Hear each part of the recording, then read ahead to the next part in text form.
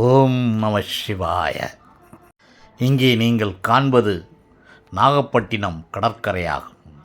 இங்கே நடைபெறுவது நாகப்பட்டினத்தில் உள்ள காயாரோகண சுவாமி சிவாலயத்தின் ஆண்டு திருவிழாவாகும். சிவனடியார்கள் திரண்டு கொண்டாடும் அந்த திருவிழாவும் ஒரு அடியாரை போற்றும் திருவிழாவாகும்.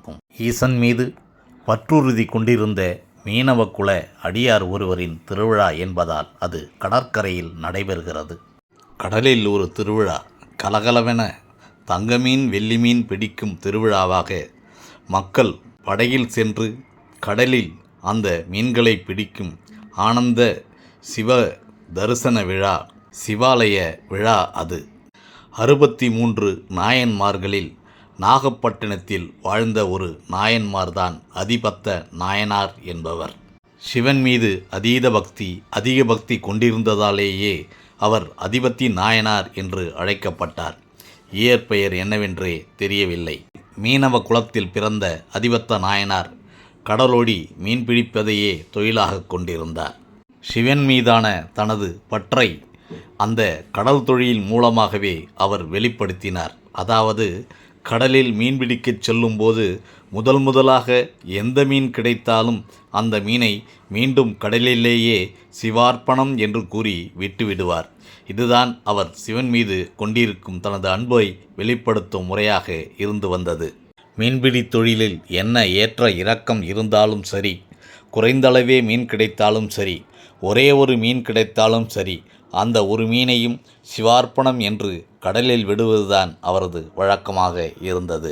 கிடைத்த முதல் மீனை மீண்டும் கடலில் விட்டுவிடுவதால் நாளுக்கு நாள் அதிபத்தரின் வருவாய் குறைந்து கொண்டே வந்தது. அதற்காகவெல்லாம் அதிபத்தர் வருத்தப்படவில்லை. தன் கொள்கையில் அவர் உறுதியாகவே இருந்து வந்தார். கடலில் போதிய மீன் கிடைக்கவில்லை. பல நாட்கள் ஒரே ஒரு மீன்தான் கிடைத்தது. அந்த மீனையும் சிவார்ப்பணம் என்று மீண்டும் கடலிலேயே விட்டுவிட்டு வெறுங்கையோடு கூட வீடு திரும்புவார் அவர். ஒரு நாள் வெகுநேரம் கடலில் வலை வீசியும் ஒரு மீனும் கிடைக்கவில்லை. மனம் வாடிப்போகும் சமயத்தில் எதிர்பாராத விதமாக ஒரு பெரிய மீன் அகப்பட்டது. அதிபத்தருடன் உதவிக்காக கூட வந்த மற்ற மீனவர்கள் அந்த ஒரே மீனை பார்த்து அதிசயித்தனர், ஆச்சரியப்பட்டனர். அது சாதாரண மீன் அல்ல, பொன்மீன். அதிலும் முத்தும் பவழமும் பதித்து பளபளபளென மின்னியது அந்த பொன்மீன்.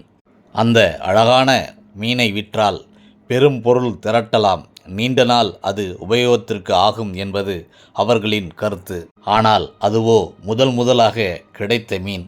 அதிபத்தர் இன்று என்ன செய்யப் போகிறார் என்று அவர்கள் அவர் முகத்தை பார்த்தனர். அது பொன்மீனாகவே இருந்தாலும் முதல் மீன் என்பதால் அது சிவார்ப்பணம் என மீண்டும் கடலில் விடப்பட வேண்டியதுதான் என அந்த மீனை வலையிலிருந்து விடுவித்து மீண்டும் கடலில் விட்டார் அதிபத்தர். அதிபத்தரின் நீங்காத பக்தியையும் பிடிவாதமான அவரது விரதத்தையும் சிவன் மகிழ்வோடு ஏற்று அவருக்கு காட்சி அளித்து அருளாசி புரிந்ததுடன் நாயன்மார் என்றும் அந்தஸ்தை உயர்த்தினார். அதிபத்தருக்கு கிடைத்த அந்த ஆசீர்வாதம், சிவனின் அருளாசி அவரோடு முடிந்துவிடவில்லை, அவரது குலத்தின் அனைவருக்குமே கிடைத்து வருகிறது என்றால் நம்ப முடிகிறதா?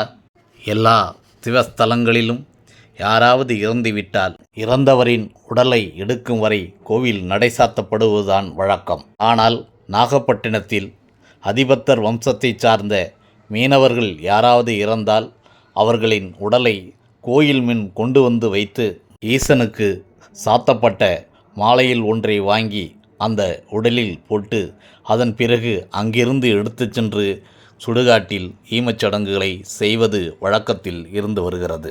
இன்றும் அதிபத்த நாயனாரின் குருபூஜை அன்று அவரது சிவபக்தியை போற்றும் வண்ணம் ஐதீக திருவிழாவாக கடலுக்கு சென்று தங்கமீன் பிடிக்கும் விசேஷமான அந்த திருவிழா நடைபெறுகிறது. ஆயிரக்கணக்கான மக்கள் கடற்கரையில் கூடி நின்று அந்த சிவதரிசனத்தை பெறுகின்றனர். மேலும் தங்கமீன் வெள்ளிமீனை கடலில் பிடிக்கும் அந்த திருவிழா காண கண்கொள்ளா காட்சியாக அமைந்திருப்பது வழக்கம். இந்த ஆண்டு நடைபெற்ற விழாவின் காட்சிகளைத்தான் நீங்கள் பார்த்து கொண்டிருக்கிறீர்கள். உங்களுக்கும் சிவனின் அருள் கிட்டட்டும். வாழ்க வளமுடன்.